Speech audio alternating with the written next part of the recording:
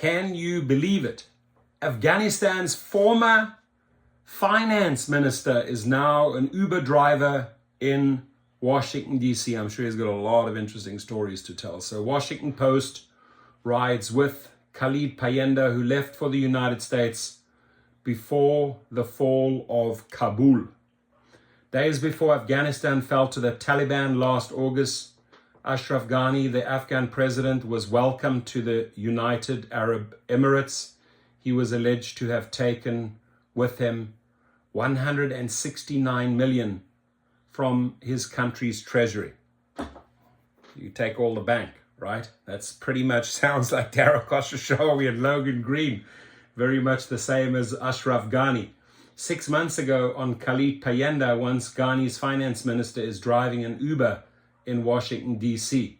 If I complete 50 trips in the next 2 days, I receive a $95 bonus, Payenda told the Washington Post from behind the wheel of a Honda Accord. The 40-year-old once oversaw a US-supported $6 billion budget. The Post reported that in one night earlier this week, he made a little over $150 for 6 hours of work, not counting his commute, a mediocre night. The Post recorded Payenda telling one passenger his move from Kabul to Washington had been quite an adjustment.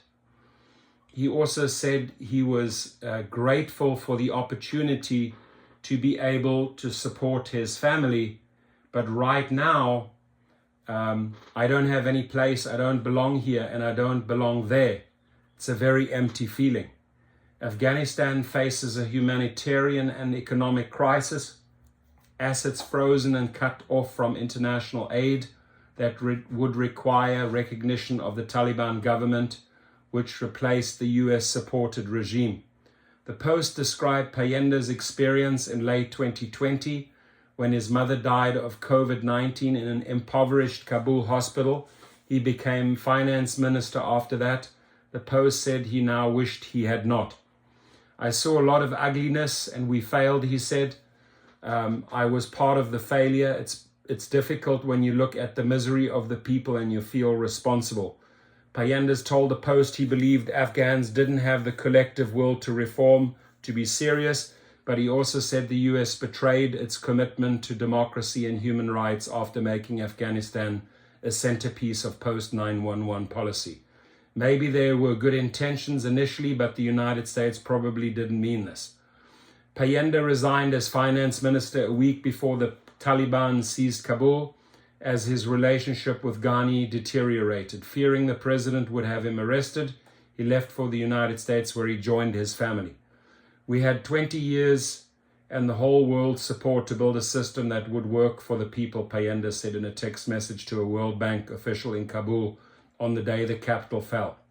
All we built was a house of cards that came down crashing this fast, a house of cards built on the foundation of corruption.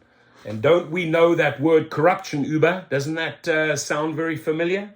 Or Lyft, doesn't that word corruption sound very familiar? Or DoorDash, Tony, Zoo? Don't you know that word of corruption, stealing drivers' tips, right? I call that corruption. And we call you out, right? We call you out. And Uber and Lyft just need to make sure, and these other companies, that they don't end up like Afghanistan, right? Like a pack of cards falling apart. So your thoughts, please. Have a great day and please stay safe.